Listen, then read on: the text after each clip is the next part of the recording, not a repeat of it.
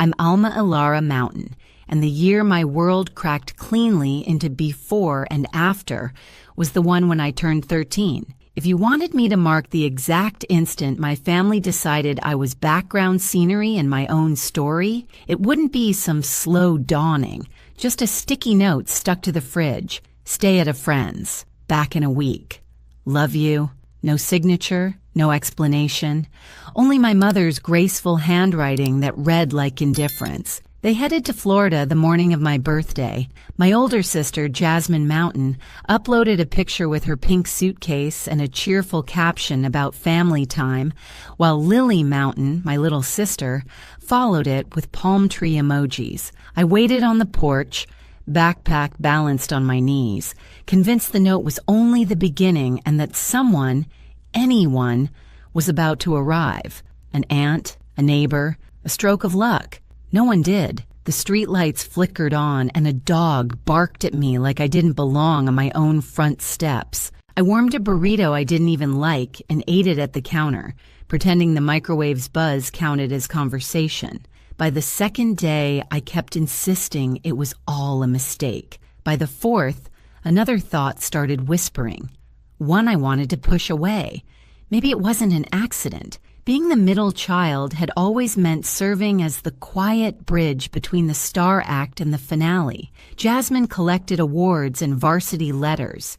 Lily had dance recitals, braces, and parties with color-matched cupcakes. I had responsible, which adults really used to mean unseen. But being forgotten on purpose introduced a whole new kind of silence. 6 days in, I left the library with a tower of borrowed books stacked like armor. The heat shimmered so hard it blurred even my shadow. That's when a glossy black car slowed to the curb, its window sliding down like something from someone else's life.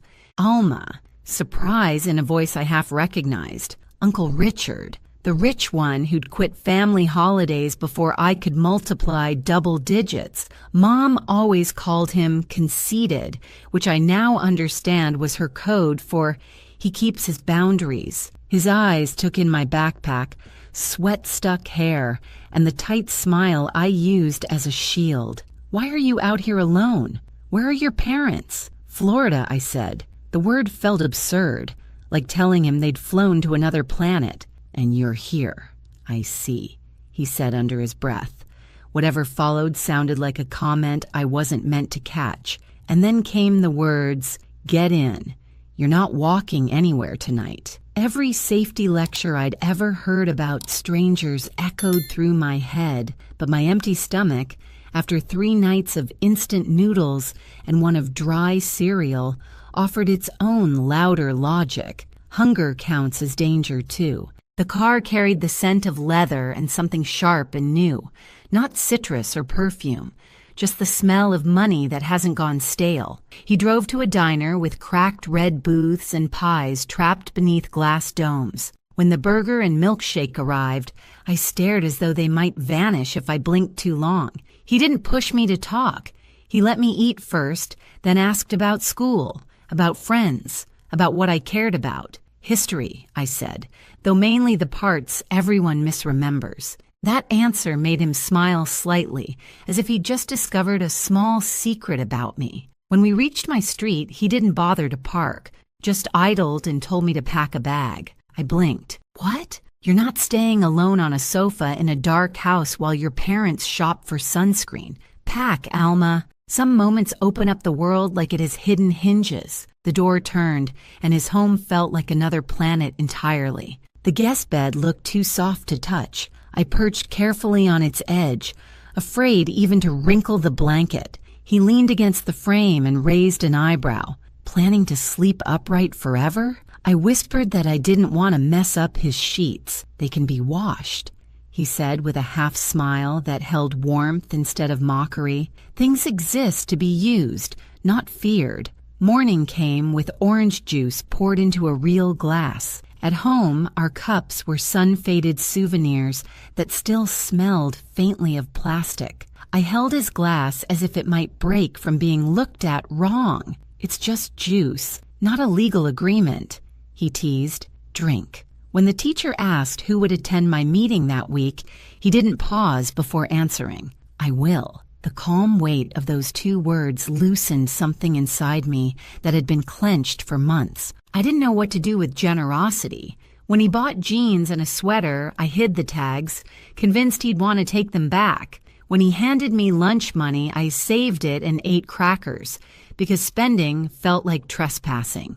It took 12 days before he found me in the kitchen at midnight, crouched over a cereal box. "Why?" he said from the doorway. "Are you rehearsing to be a raccoon?" I told him I didn't want to take too much. He opened the fridge, scooped pasta into a bowl, warmed it, and pushed it toward me. "If it's in this house, it belongs to everyone who lives here," he said. "That means you, too." I nodded, swallowing against the sting in my throat, determined not to let tears fall into the pasta.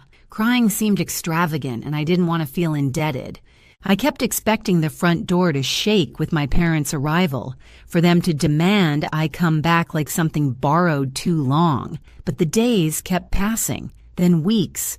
No knock, no call. Jasmine filled her feed with beach pictures captioned about eternal sisterhood, and Lily posed with shells pressed to her cheek. My name never showed up beneath any of it. Uncle Richard came with me to the school conference, where the counselor perched on a metal chair and said phrases like quiet potential and underengaged. He didn't argue, just took notes, and afterward bought a desk, so I'd have a place to study that wasn't the floor. He arranged an eye appointment I hadn't known I needed, and after that came dentist, doctor, haircut. Routine care I didn't realize was routine. He never once said I owed him anything. He just called it maintenance, as though I was someone worth keeping in working order. At 13, I still pushed limits. One Saturday, I stayed out late with a friend, forgetting to text because I didn't know what counted as curfew. When I tiptoed in around midnight, waiting for the explosion, he handed me a sandwich. "Glad you're alive," he said. "Next time, send a text. Otherwise, I'll assume you're in a ditch and go buy a shovel." The even tone was more disarming than anger. It sounded like care, but with structure. Not everything was rules and schedules. Sometimes he'd bring me to his office, tell me to observe how people spoke to one another. "Half of success is tone and handshake," he murmured once, clasping a client's hand. "The rest is showing up when everyone else invents excuses." He tossed it off lightly, but it stayed with me, a kind of map. That first holiday under his roof, I expected a token card and a polite smile. Instead, he handed me a leather-bound journal with my initials pressed in gold. "Write down what you notice," he said. "Even the silly things, especially those." I traced the cover's texture, half afraid it might bite. "Thank you," I managed, though the words came out awkward. I wasn't used to owning something permanent. Later that night, my phone buzzed with a photo. My parents, Jasmine, and Lily in identical pajamas beside a flawless tree. The caption read, "Mountain Traditions. No tag, no message, not even a 'we miss you.'" I stared until the picture blurred into color and light. I glanced down at the journal resting on my lap and flipped open to the first blank sheet. I wrote, "Things here are meant to be used, not feared. Then, if something is inside this house, it belongs to everyone who lives within it." Finally, I added, "I am in this house." The words looked too assertive, like I'd borrowed someone else's courage. Still, when I shut the cover and traced my initials again, something faint stirred inside me, unfamiliar but warm. It wasn't safety, not yet, but maybe the draft of it, drawn in pencil outlines. I didn't know then that the diner booth and this little book would become the hinges that turned everything. Years later, in a place that smelled of leather and law, those pages would be my backbone when others scrambled for footing. For now, I was just 13, curled into sheets that whispered clean instead of weary, starting to learn one impossible truth. I wasn't disposable. I hadn't been forgotten, only misplaced. And someone finally had found my tab and slid me where I belonged. By the time I hit 14, Uncle Richard had reached two conclusions about me. First, my posture was atrocious. Second, under that slouch, I carried promise. He'd tap my shoulder whenever I folded inward. Stand tall, Alma. You're not punctuation. People believe you more when you look like you already believe yourself. At first, it sounded like a line from a poster, but eventually I started catching myself mid-hunch, straightening up, pretending confidence until it began to feel real. Teachers noticed. I began speaking up, raising my hand, even joining debate club after he bribed me with pizza. At my first competition, my voice wobbled like bad speakers, but I still won, arguing that cats made better pets. When the judge announced it, I spotted Uncle Richard in the back, grinning the quiet kind of grin that said, "See? Told you." At home, he wasn't just a caretaker. He was a collection of lessons disguised as daily life. He never preached about drive or gratitude. He lived them. When I asked for a new phone, he said, "Sounds great. How much have you saved?" I blinked. "None? Then you'll appreciate it twice as much once you've earned it." So I got my first job bagging groceries. My first paycheck read 73,116, and I waved it like a trophy. He didn't take it. He drove me to the bank instead. Two-part rule, he said. Save half, spend half. That way you can enjoy today without robbing tomorrow. I rolled my eyes back then, but later I'd realized that one sentence was the spine of everything I built. Holidays used to be something I dreaded. Holiday dinners used to feel like theater productions I'd never auditioned for. At Uncle Richard's, Christmas carried a quieter rhythm, but it was full in a truer way. His gifts weren't extravagant, just chosen with care. A gently used copy of To Kill a Mockingbird, a fountain pen that felt substantial in my hand, a scarf he claimed matched my debate face. Meanwhile, my phone buzzed with photos from the mountains. My parents, Jasmine and Lily, posing beside palm trees and tables that looked staged for glossy spreads. No one ever wrote, "Wish you were here." The hurt still stung, but it no longer emptied me out the way it used to. It reminded me instead that I was learning what family could look like when it wasn't all for show. One Christmas, he passed me a small box. Inside was a silver keychain engraved Mountain and Carlton. "A work in progress," he said. I looked up, confused. "A work in progress?" He smiled. "Because that's what both of us are. You're learning to build. I'm learning not to do it alone." Words failed, so I just hugged him. It was clumsy, like two people trying to remember an old language, but he didn't let go first. That night in my journal, I wrote, "You don't need shared blood to share a home." By 16, he began taking me to his office during summers. I was terrified, surrounded by pressed suits, shining desks, and people who carried themselves like gravity worked differently for them. During introductions, he leaned close and whispered, "Relax." They put their pants on one leg at a time. Some even fall over doing it. I laughed, and the fear dissolved. That became our running joke whenever I felt small. One leg at a time, kid. He taught me things no classroom ever touched. How to listen before answering. How to see what people meant instead of what they said. How to grip a hand like you meant it. Half the world bluffs, he told me once. The other half apologizes for existing. Learn to do neither. That was the first time I believed maybe I could build something more than just survival. At 17, the contrast between where I'd come from and where I was now felt sharp enough to draw blood. Jasmine filled her feed with college acceptance posts, tagging everyone but me. Lily posed beside her new car, captioned, "Thanks, Mom and Dad." Her grin as glossy as the paint. I stared at that photo while Uncle Richard brewed tea and murmured, "They don't even check in.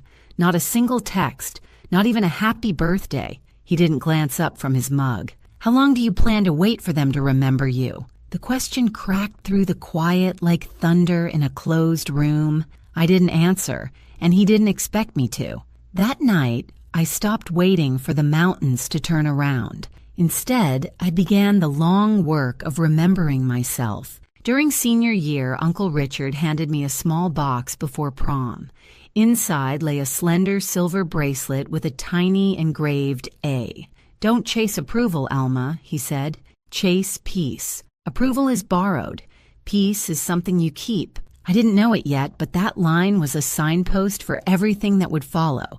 The heartbreak, the betrayal, the showdown that would measure all his lessons. But in that moment, I just smiled, clasped the bracelet, and told him he sounded like a fortune cookie. He laughed. Then make sure you open it before it's stale. That night, beneath strings of lights and a DJ who loved volume more than rhythm, I laughed without checking if anyone noticed. No invisible leash pulling me back. No note taped to a fridge saying back in a week. Just me, Alma Mountain, unfinished but real, finally learning what it felt like to be seen. College had never been part of the script my parents wrote for me. Jasmine was the prodigy with scholarships, Lily the golden child with trophies and tiaras, and me, the one expected to be realistic.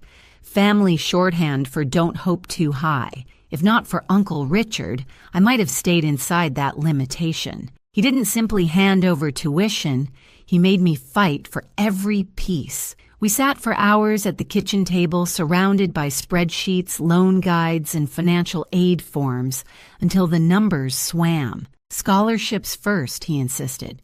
Grants second. My help fills the gaps, not the base. So I hunted. There was a scholarship for left-handed students. I spent 2 weeks teaching myself to write lefty. Another for descendants of beekeepers. I composed an essay on the sacred balance between bees and humans, even though my only encounter involved sprinting away from one in 3rd grade. Bit by bit, I stitched together a future.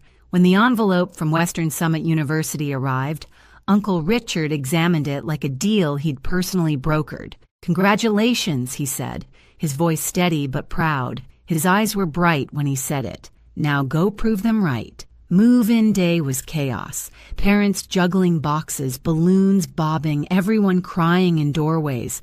Mine didn't come. Not a message, not even a good luck. Uncle Richard carried everything up 3 flights in the August heat, his shirt sticking to his back, but he refused to let me take the heavy ones. "This counts as my annual workout," he joked. "Don't tell my trainer I actually broke a sweat." When the room was finally set, I stood there taking in the mismatched sheets, the thrift store lamp, the faint bleach smell, and felt a pang twist deep inside. He must have noticed, because he said softly, "Don't look for them here, Alma. Look forward. That's the direction you're headed." I could only nod, throat tight. Before leaving, he gave me a small envelope. Inside, a note in his neat block handwriting. "If you ever doubt you belong, check your reflection.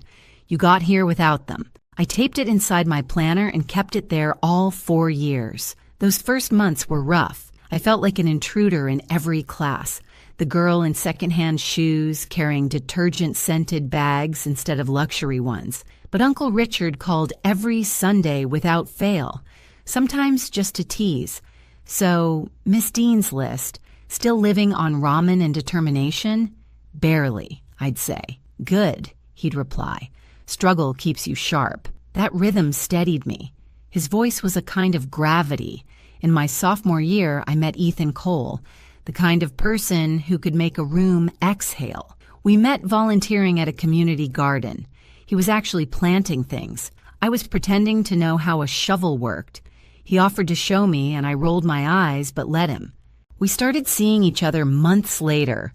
Slowly, carefully, but it was real. Ethan wasn't a hero type. He didn't try to save me. He respected me, and that meant more than I'd ever expected.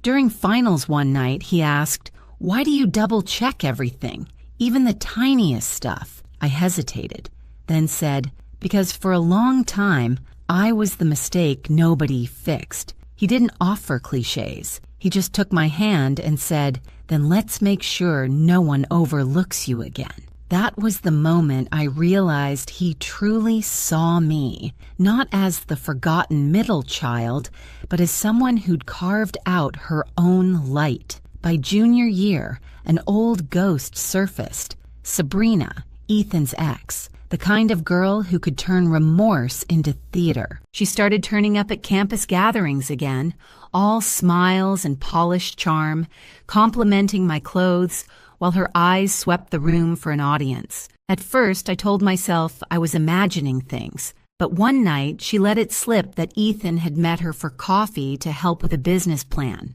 Later, when I asked, he told me the truth. She reached out, said she needed advice, he said. I didn't think it was a big deal. It shouldn't have been. But that old sting of being replaced and forgotten came rushing back like a reflex I couldn't control. That night, Uncle Richard's words replayed in my mind. Half the world bluffs.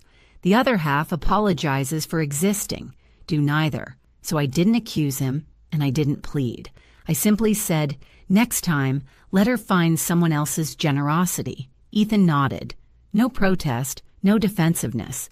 That quiet acceptance told me more than any speech could. By senior year, everything seemed to align like a long-delayed sunrise. I earned my degree in civil engineering, the same field Uncle Richard once described as the art of creating what endures. He sat in the front row at graduation, clapping so loud the dean actually paused to look up. Afterward, he handed me a modest silver pen. Use this to sign the contracts you'll be proud of, he said. I smiled. Not my autograph? He chuckled. One day. Build first, brag later. While others celebrated that night, I stayed in my dorm rereading the journal he'd given me when I was 13. The pages were filled now. Lessons, tiny victories, scrawled gratitude. One line stood out like a heartbeat. If it's in this house, it belongs to the people in this house. That house wasn't a structure anymore. It was my life. And for the first time, I truly felt I lived inside it. After graduation, I joined a small engineering firm. It wasn't glamorous, but it was solid, and it was mine. Ethan found work in the same city, and for the first time, the path ahead felt like my own. Every Friday, Uncle Richard and I met for dinner. He'd lift his glass of whiskey and tease, "Look at you, Miss Mountain, scaling the ladder without tripping." I'd laugh and say, "Give it time. I still might." What I didn't want to see were the changes, the fatigue in his voice, the way he rubbed his shoulder after lifting grocery bags, the slight pause before remembering a familiar place. I told myself it was just age creeping in. I didn't know it was the quiet overture to everything about to break, because the strongest people don't collapse in one dramatic fall. They fade first, quietly, almost gracefully, until you realize you've been carrying what they used to hold. It began subtly, the kind of change you tell yourself not to analyze. Uncle Richard started canceling our Friday dinners, claiming work was brutal lately, words I'd never heard him use before. Then one evening, when I stopped by without calling, I found him asleep in his armchair at 8. The TV murmured an infomercial to no one. When I touched his shoulder gently, he startled awake, forcing a smile that came too quickly. "Long day," he said, voice thin. Guess I blinked too long, but the smile stopped short of his eyes. The signs multiplied. Prescription bottles lined the counter. His hand trembled slightly as he poured his coffee. He'd tell the same story twice in one evening. I noticed. He noticed me noticing. And together, we slipped into a quiet pact of denial. He still checked in on me. Calm, steady, the same way he always had when I was learning to build a life from the ruins. "You're doing well at work," he told me once after I vented about a difficult client. "Just remember, jobs replace you in a week. People won't if you choose the right ones." That line struck deeper than any performance review. I didn't realize it was his way of preparing me for a world where he might not be there to say it. Months went by. My career gained traction. My footing felt firm. Ethan and I found a rhythm that worked. His marketing job, my engineering projects, both of us steady. But every time Richard brushed off a cough or waved away my concern, that steadiness cracked a little more. Then the day came, a Tuesday. The phone rang, a shaking voice on the line. "Ms. Mountain, this is Grace from Mr. Carlton's office. He collapsed during a meeting.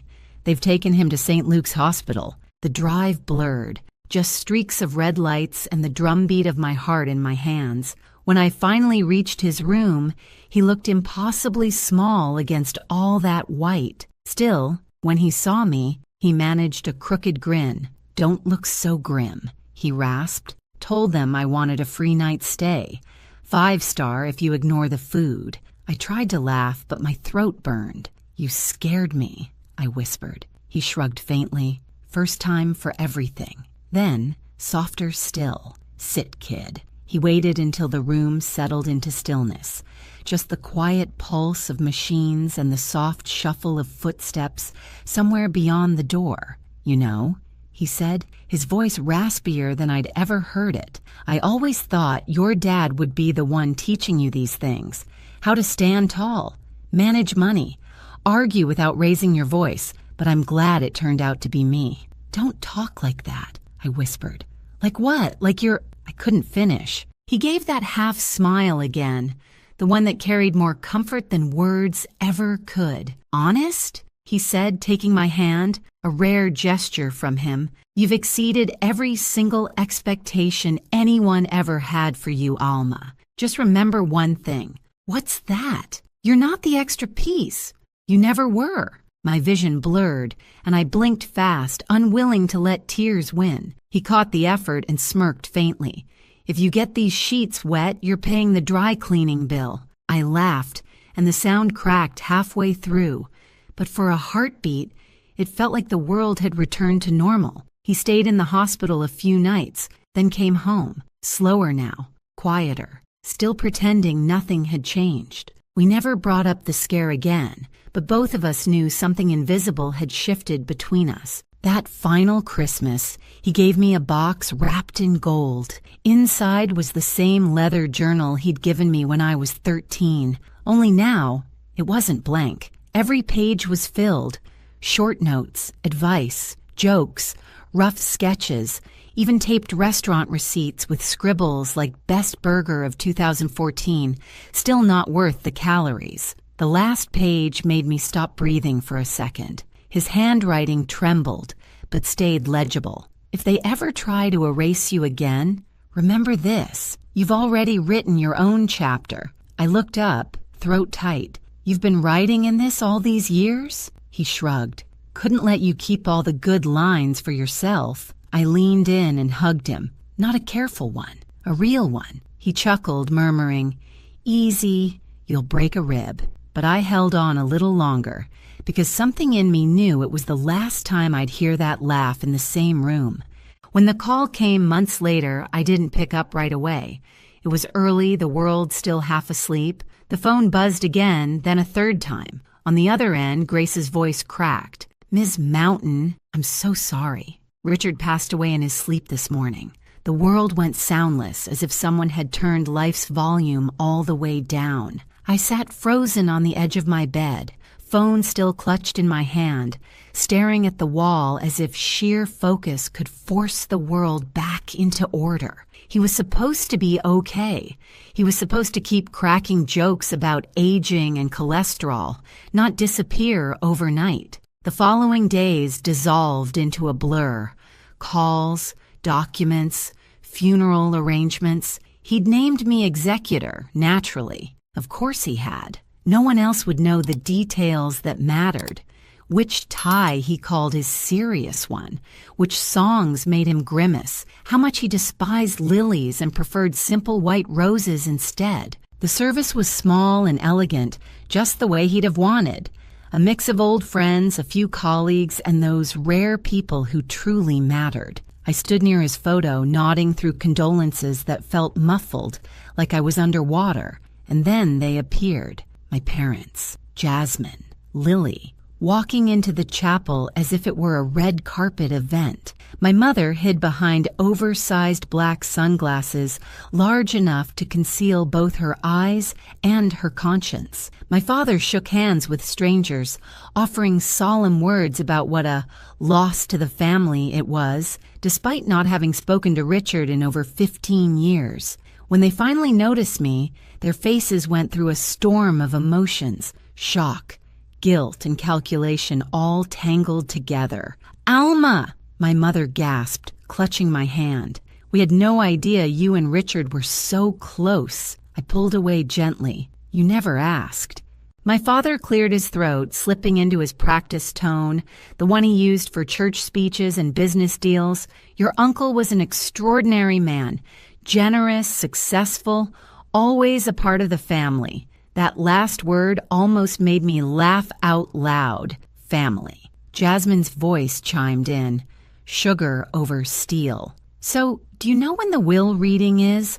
I mean, Uncle Richard was comfortable." Lily gave an exaggerated sigh, adjusting her pearl earrings. "I just hope he wanted us to keep the family legacy together.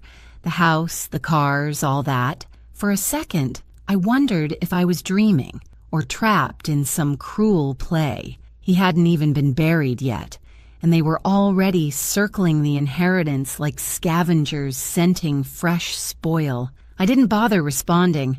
I simply turned and walked away. Within a week, the flood began.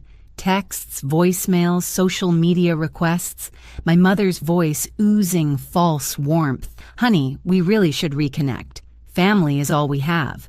Then a message from Jasmine slid into my DMS. "We should talk about estate matters soon," Jasmine wrote, while Lily sent an emoji that tried to make grief look fashionable. Not long after, Uncle Richard's attorney, Mr. Halpern, called. "The will reading is scheduled for Monday morning," he said. "It may be eventful. Your uncle was very specific about what he wanted." I smiled faintly, fingertips grazing the worn edge of my journal. "If they ever try to erase you again." They were about to find out what happens when you confuse quiet with weakness, and I was about to keep my promise to myself and to the man who taught me how to stand tall. The law office smelled of leather, old money, and the faint satisfaction of justice. Heavy curtains, dark wood furniture, chairs that forced perfect posture. The air carried that hush where every breath felt like testimony.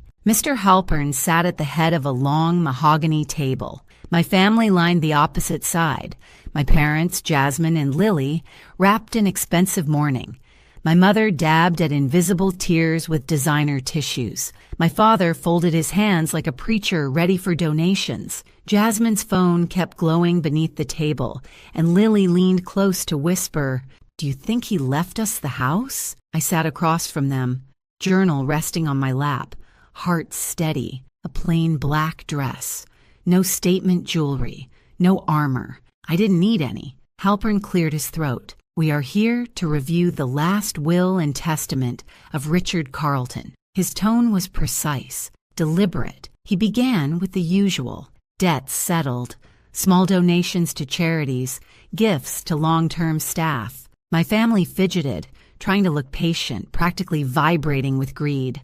Then he turned a page, regarding the remainder of Mr. Carleton's estate. Jasmine leaned forward, diamonds catching the light. Lily clasped her hands like she was waiting for divine favor. My father glanced at me, a smirk flickering, half pity, half warning.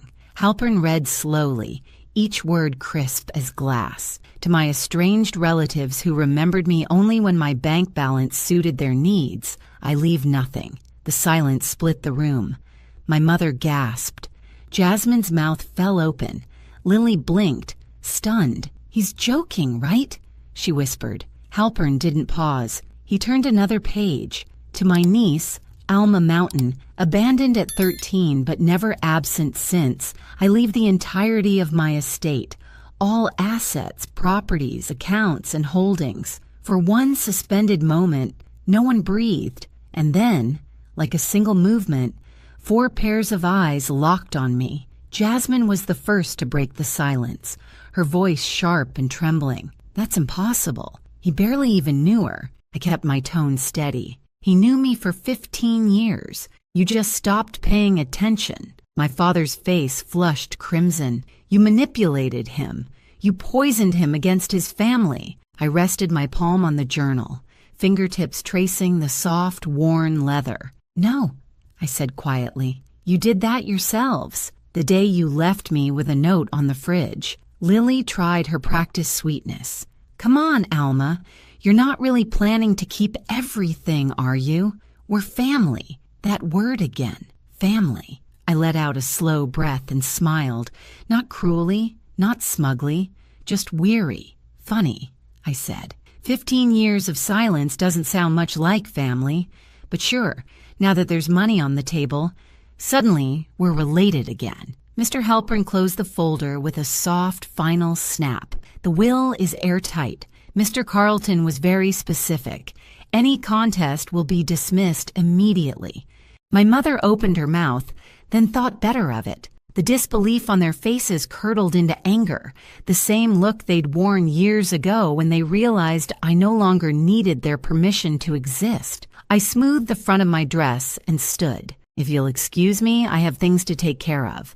Mr. Halpern, thank you for your time. Jasmine hissed. This isn't over. I met her gaze evenly. It was over when you stopped calling me your sister. Then I turned and walked out. Outside, the air felt new, sharper, cleaner, as if the world had been holding its breath and finally exhaled for me. Sunlight bounced off the building's glass facade, momentarily blinding, and in that flash, I saw myself. Not the scared 13-year-old with a backpack waiting for someone who never came, but a woman standing on her own ground, exactly where she chose to be. I pulled out my phone, opened my messages, and found the contact I still wished existed. Wish you were here to see their faces, old man, I typed. Then after a pause, you were right. I wrote my own chapter. I hit send, to nowhere, to everywhere. Later that week, I stood on the balcony of Richard's house, my house now, watching the city lights shimmer like the heartbeat of everything he'd built and left behind. I held the journal, flipping to its final page once more. The ink had faded a little, but the words still burned bright. If they ever try to erase you again, remember this. You've already written your own chapter. I smiled. I did, I whispered, and I'll keep writing. In that moment, I wasn't thinking about money or deeds or assets. I was thinking about that 13-year-old girl on a porch, clutching a backpack and a fridge note, wondering what she'd done wrong. If I could reach back to her now, I'd tell her this. One day, you'll have a home that doesn't treat you like a visitor, a life that never apologizes for taking up space, and a name no one overlooks. Ethan stepped out onto the balcony, wrapping an arm around my shoulders. You okay? I nodded, leaning into him. Yeah, just feels like full circle. He looked out at the city spread beneath us. He'd be proud, you know. I tilted my face toward the sky, soft silver blue above the skyline. I think he already is. Below us, the city lights shimmered like turning pages, and for the first time, the story belonged entirely and irrevocably to me.